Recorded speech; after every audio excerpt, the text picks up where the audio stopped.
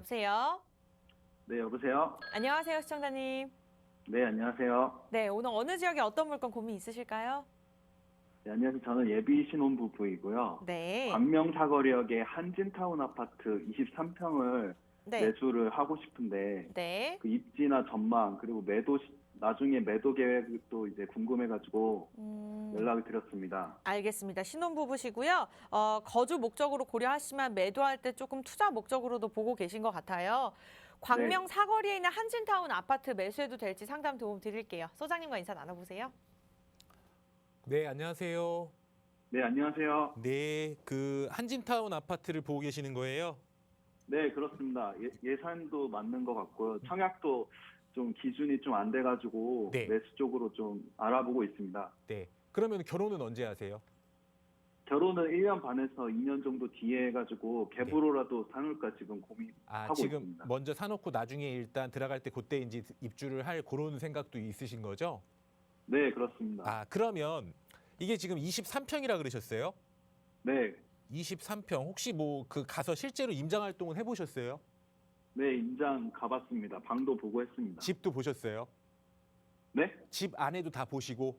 네, 23평이 지금 한 얼마 정도에 나와요? 지금 6억 초반에 이제 갭 있거나 저층은 6억 초반이고요. 네, 6억 그- 초반. 네. 예, 그리고 그 위에는 입주 가능하고 좀 로얄층, 로얄동은 6억 5천, 뭐 6억 중반으로 한 나오고 6억 있더라고요. 초반에서 그러면 한 중반 정도? 네, 그렇습니다. 요렇게 지금 나오는데 그러면은 6억 초반 돼 있는 것들 좀 이제 그 전세가 갭이 좀 큰 거라고 하는 거죠? 전세가 갭은 요즘에 전세가 많이 올라가지고 네. 그렇게 갭이 크지는 않더라고요, 생각보다. 근데 이제 전세가가 오르기 전에 일단 들어가 있는 그런 매물들도 있을 거 아니에요. 예, 그래서 제가 최근 매물을 봤는데 전세 기한이 네. 많이 남은 건 최근에 거래한 거라서 네. 갭이 좀 작더라고요. 그 최근에 전세 계약을 한 거? 네, 그런 그러면 매물도 있었습니다. 그러면 전세 계약을 최근에 하는 건 얼마 정도 간대요? 전세 23평 3억 7천, 뭐 3억 5천에 전세 계약이 됐더라고요. 한 3억 중후반. 예, 그러면은 아까 그 6억 초반 정도 된다는 게 전세가 껴있는 물건이라는 거죠?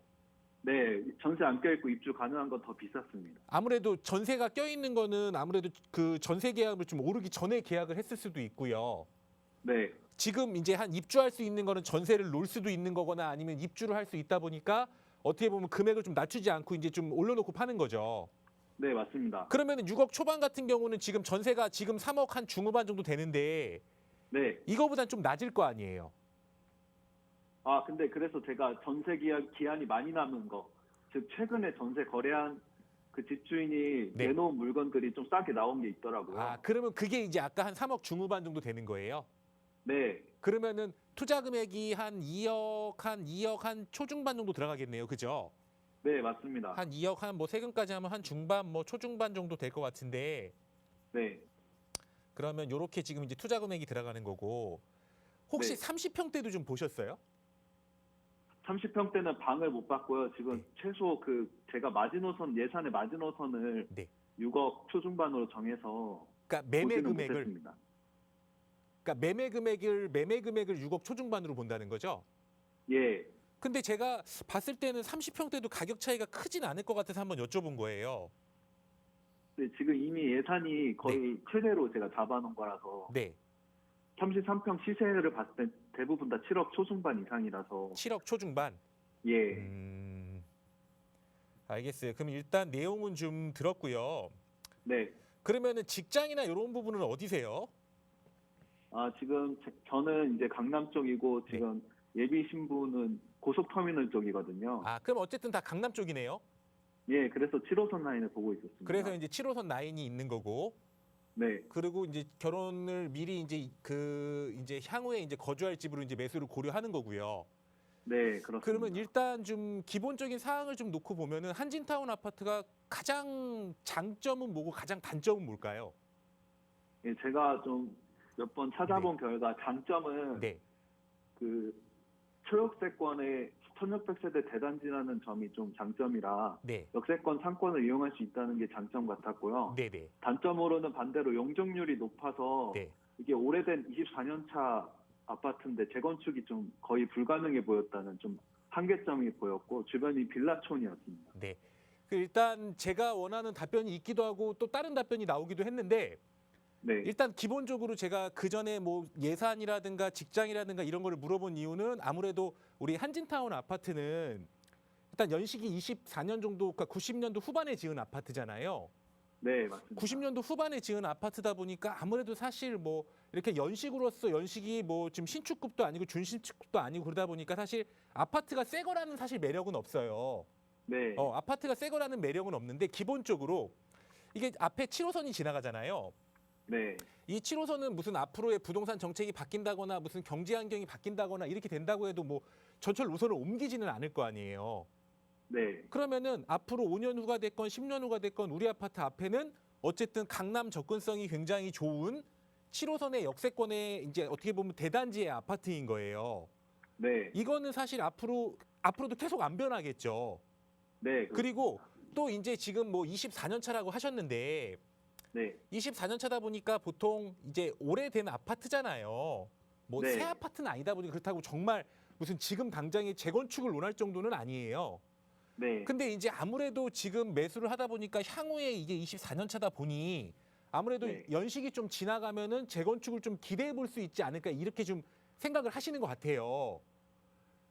재건축은 거의 불가능하다고 그냥 생각하고 있습니다. 근데 이제 그런 것까지 고려를 한 건데 제가 그냥 지금 현재로 놓고 봤을 때는 네, 지금 24년 된 아파트를 사실 아까 매도 시기도 좀 물어봤었잖아요. 네, 매도 시기도 물어봤었는데 지금 당장에 24년 된 아파트를 향후에 재건축까지 기대하고 여기에 계속 거주한다 이것까지 고려한 다음에 매수를 할 필요는 없을 것 같아요. 네, 그거는 향후의 문제고 그래서 저는 사실 24년째 뭐 용적률 이런 문제는 사실 생각하지 않았고 네, 우리 아파트의 장점은 역세권의 대단지이고 단점이라고 생각하는 점 제가 생각했던 점은 무엇이냐면 아무래도 좀 연식이 24년 차다 보니까 네, 새로 생기는 아파트들보다는 아무래도 노후화가 됐어요. 네 맞습니다. 이 부분이 왜 단점으로 작용을 할 수 있는지 제가 좀 이따 얘기를 드릴 거고 또 한 네. 가지는 뭐냐면 얘기하신 그대로 주변이 굉장히 좀 어떻게 보면 노후 주택들이 많은 이제 지금 그러니까 단독이나 빌라나 이런 것들이 좀 많은 주거 단지예요. 네 맞습니다. 그러다 보니까 아무래도 한진타운 혼자 힘을 내기에는 조금 부족한 부분이 있죠. 네, 힘을 내기 부족하다라는 건 아무래도 금액적인 측면에서 상승을 할 때 아무래도 주변 여러 가지 여건들이 기반 시설이나 이런 게 받쳐주지 않다 보니까 금액이 좀 못 올라가는 부분들이 있는데 네, 그게 일단 제가 봤을 땐 장점은 역세권의 대단지 이거는 누가 봐도 맞는 거고 이건 앞으로도 변하지 않을 거예요. 그리고 네, 근데 24년 차 아파트는 사실 재건축을 논한다기보다 이게 왜 단점으로 조금 작용을 할 수가 있냐면 뭐냐면 여기가 지금 이 광명사거리 여기 기점은 우리 아파트가 있는데 우리 아파트 밑에도 그렇고 네, 광명사거리역을 기준으로 위쪽 아래쪽들이 다 지금 재개발을 하고 있잖아요. 네 맞습니다. 여기 이제 광명 뉴타운 뭐 이제 그 뉴타운이 진행되는 곳인데 물론 네. 해제된 데도 있지만 어쨌든 보면 이 광명 사거리역 기준으로 해가지고 그 이제 광명 뉴타운을 개발하고 있는 거잖아요. 네, 근데 여기 이제 개발을 한다라고 하면 지금 이제 공사하고 있는 아파트들도 있고 입주한 아파트도 있어요. 네 맞습니다. 근데 이게 이제 아파트 단지가 무슨 한두 단지가 들어오는 게 아니거든요. 네, 굉장히 많은 한 10개 단지 이상들이 들어오게 되는데 거기서 단지들이 들어온다라고 하면 이제 입주를 하고 그 이후로 들어오는 건 점점 신축들이 들어올 거 아니에요. 네 맞습니다. 그렇게 된다라고 하면 우리 아파트의 연차는 내년이면 25년 차, 26년 차, 27년 차. 무슨 노후화가 된 게 문제가 아니고 아무래도 이 안에서는 신축들이 있다 보니까 선호도가 좀 떨어질 수는 있다는 거예요.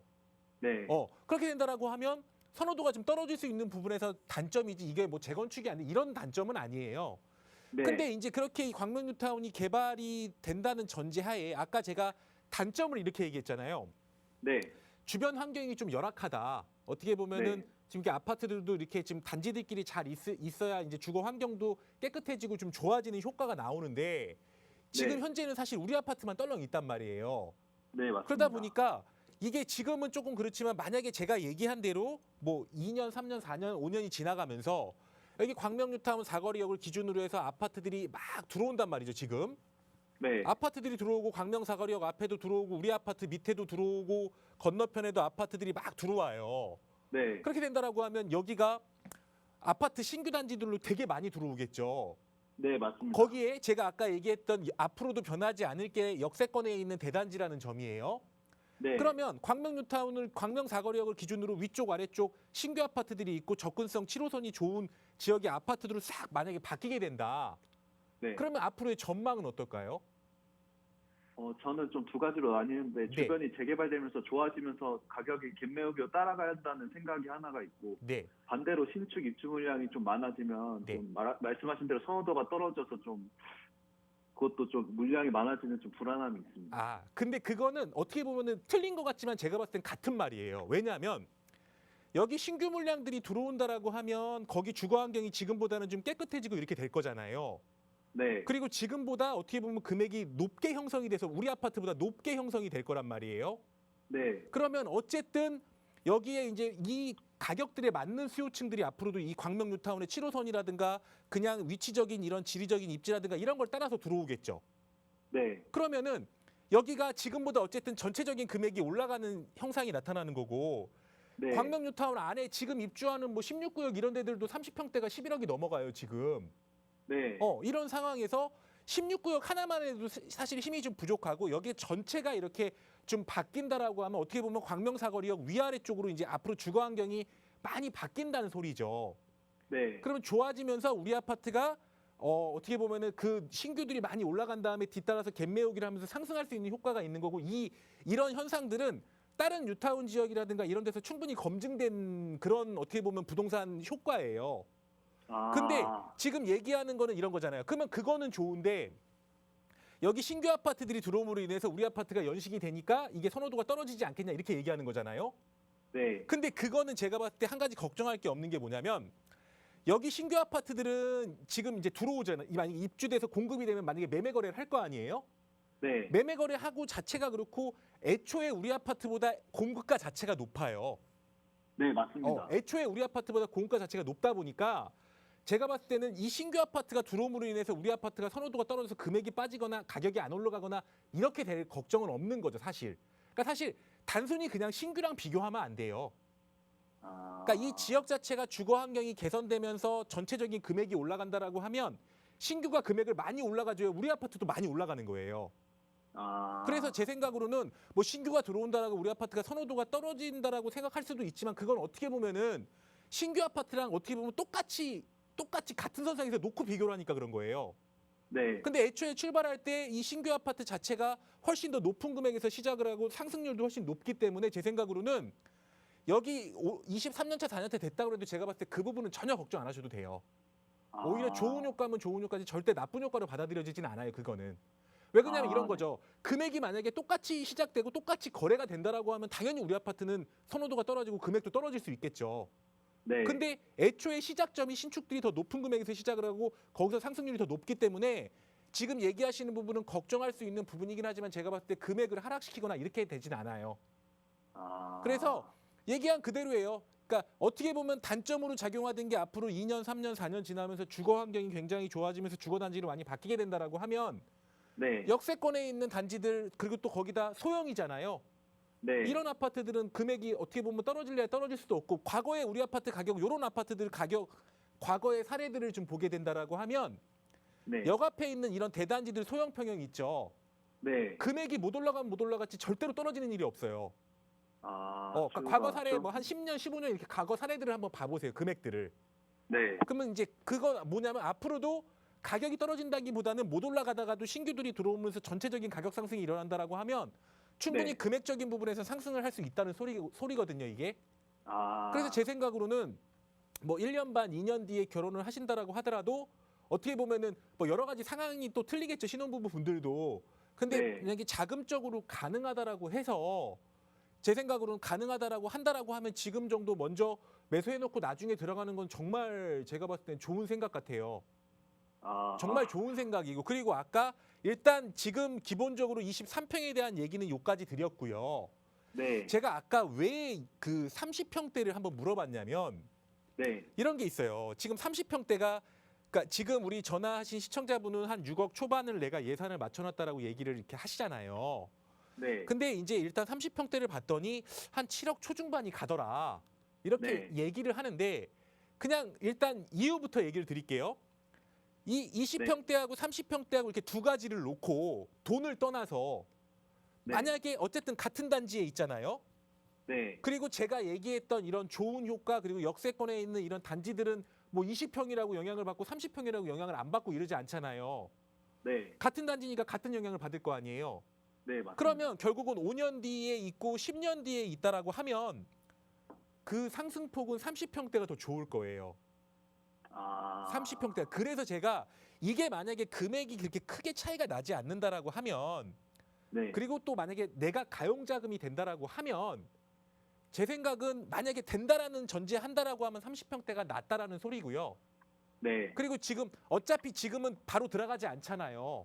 네. 바로 들어가지 않다 보니까 한 2억 초중반이라고 한다라고 하면 만약에 똑같이 전세를 그렇게 놓은 거라고 하면 제가 봤을 때 투자 금액은 그렇게 차이가 없을 것 같아요. 그래서 그러니까 뭐 무조건 30평이 좋다라기보다 그 내가 여러 가지가 자금이나 이런 게 다 맞아야겠죠. 네. 된다라고 하면 30평대까지 같이 한번 보시고요. 네. 그리고 지금 6억 초중반이고 7억 초중반이면 금액 차이가 많이 안 나잖아요. 네. 지금 어떻게 보면 그러면은 다른 사람들은 생각했을 때 20평대가 이 금액 차이가 점점 올라간다라고 하면 그 다음부터는 몇 평을 볼까요? 30평. 아무래도 30평대를 볼 수밖에 없죠. 네. 왜 그러냐면 3, 4인 가족 기준으로 물론 24평도 충분히 거주할 수 있지만 이제 점점 자녀도 크고 이러면 아무래도 30평대로 넘어가는 수요층들이 많이 있거든요. 네. 그리고 또 이게 7호선이 있다 보니까 광명을 물론 기본 투자자도 그렇고 여기 있는 거주하시는 분들도 그렇지만 어쨌든 서울 쪽에서 너무 주거비 부담이 있으면 내려와야 되는 부분이잖아요. 네. 그러다 보니까 20평대보다는 30평이 충분히 그러니까 만약에 가능하다라고 하면 저는 같이 검토하시라는 거예요. 이걸 같이 검토하시고 마지막으로 아까 매도 시기를 물어봤잖아요. 예. 매도 시기를 물어봤는데 지금 어쨌든 한 1년이나 그러니까 1년 반이나 2년 뒤에 입주를 하겠죠. 네, 맞습니다. 그럼 결혼하면 그때 입주하면 2년 있다 그러면 지금보다 2년 지나는 거죠. 네, 그리고 2년 하면. 그리고 만약에 뭐 비과세를 받으려면 2년 거주를 해야 되거든요. 네. 그러면 일단 기본적으로 2년에다가 2년이 더해지는 거죠. 그러면 최소로 만약에 매수한다라고 하면 4년 정도는 가야 내가 이득분의 비과세를 받을 수 있는 거고요. 네, 맞습니다. 그러면 4년 뒤라고 하면 어느 정도 지금 공사하고 있는 이런 단지들은 입주가 돼 있을 거고요. 네. 그리고 매도 시기를 지금 언제 뭐 딱 5년 뒤다 6년 뒤다 이렇게 잡을 필요는 없어요. 네. 이걸 그냥 거주하시다가 일단 근데 뭐 세금이나 이런 부분을 고려했을 때는 4년을 가야 되는 거고 네. 이 부분을 만약에 4년 있다가 뭐 조금 주변 상황이 더 괜찮다라면 거주를 하셔도 되고 매도를 네. 언제 해야 되냐면 그냥 이렇게 말하는 게 편할 것 같아요. 우리 아파트보다 더 좋은 곳으로 이사를 가려고 할 때 그때 매도하고 그쪽으로 갈아타면 되는 거죠. 그냥 뭐 언제 매도 시기를 딱 잡아놓고 만약에 그러면은 4년 있다 이거 팔면 그 뒤에는 거주는 어떻게 할 건데요? 그렇죠. 좀 어. 막연하죠, 그거. 그러니까 일단 그렇게 딱 잡아놓기보다는 일단 지금 그냥 계산을 했을 때도 4년 정도는 있어야 되니 4년 뒤면 지금보다 광명유탄이 많이 좋아질 거예요. 네. 그럼 그 상황 보고 그때 만약에 더 좋은 곳으로 간다면 그때 매도를 하면 되는 거고 1, 2년 더 거주한다라면 1, 2년 더 거주해도 되는데 그리고 얘기한 대로 이렇잖아요. 만약에 4년이 지났는데 뭐 가족 수가 좀 늘어날 수도 있잖아요. 네. 그러면 결국은 평수가 조금 넓은 데로 갔으면 또 좋겠다는 그런 것도 있기 때문에 제가 자금이 된다라고 하면 또 30평대까지 보라고 얘기한 거니까 이런 부분들에 있어서는 제 의견 참고하시고요. 네. 매수는 이런 거는 조금 빨리 하세요. 매수는 빨리 네. 하셔도 돼요. 네. 정말 아시겠죠? 좋은 설명 감사드립니다. 그렇게 지금 의견 드릴 테니까 잘 상의하셔가지고 좋은 결정하세요. 네. 정말 감사합니다. 네, 감사합니다.